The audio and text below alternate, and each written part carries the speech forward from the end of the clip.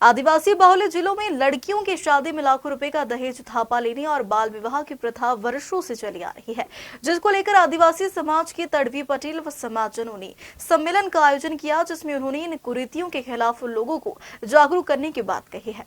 दरअसल आदिवासी समाज में लड़कियों की शादी में लाखों रुपए का दहेज थापा लेने का रिवाज है, जिससे दहेज देने वाले दूल्हे यानी कि लड़की के परिवार वालों पर लाखों रुपए का कर्जा हो जाता है।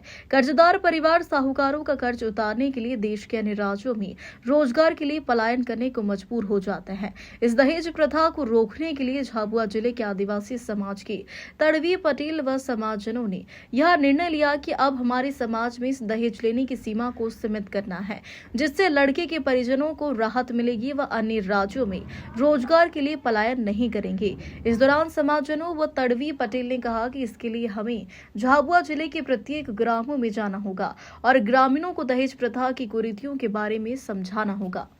समाज के हमारे नौजवान युवा युवतियाँ, अभी दीपावली का त्यौहार आया था और गाड़ियाँ भर भर के सूरत, कोटा, गुजरात अने पूरे भारत से कोने कोने से पोटले माथे पर आए थे दीपावली मनाने के लिए। और उसके बाद दीपावली का त्यौहार खत्म होते ही वापस अभी बसें भर भर के पोटले माथे पे जा रहे हैं। तो उसका कारण ये है कि हमारे समाज, आदिवासी समाज में दहेज प्रथा एक कुरीति बन के उभरी है।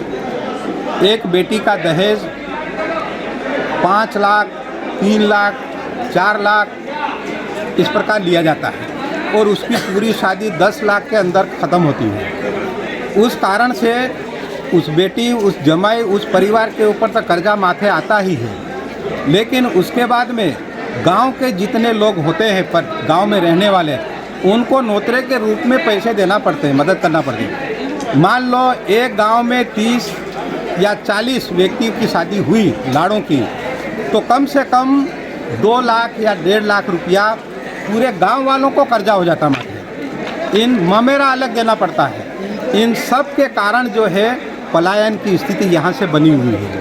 सरकार की ओर से है हर प्रकार की सुविधा है, अनाज पानी हो, लाडली बहना का पैसा हो, किसानों के लिए हो, लेकिन उससे पूर्ति नहीं हो पाती। उससे जो है क्या शादी का इतना कर्जा हो जाता है, डीजे, दारू और शादी का 10-10 लाख रुपए, इसलिए पलायन पे जाना पड़ता है। तो हमने सोचा कि हमारे भाइयों को जागृत करने के लिए, क्योंकि तड़वी गांव का मुखिया होता है, पूरा गांव उसके अंडर में होता है, वो उसका रखवाला होता है, पूरी रीति रिवाज का वहन वही करता है, निर्वहन वही करता है।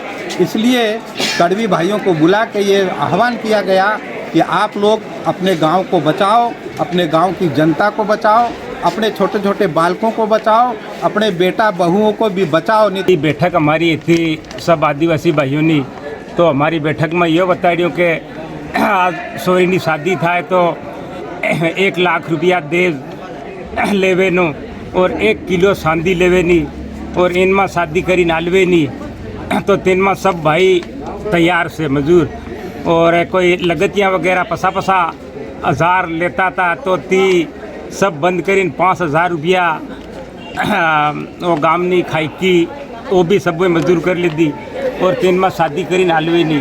तीन तो और नेम तो कोई नेम ने पाले, नेम पालन ने नहीं कराखे, तीन ऊपर सब भाई था कानून कार्रवाई करावे नहीं बात करी सब में। तो तीन बात में हम सब भाई मजदूर से के इनमें शादी करी नाल हूँ।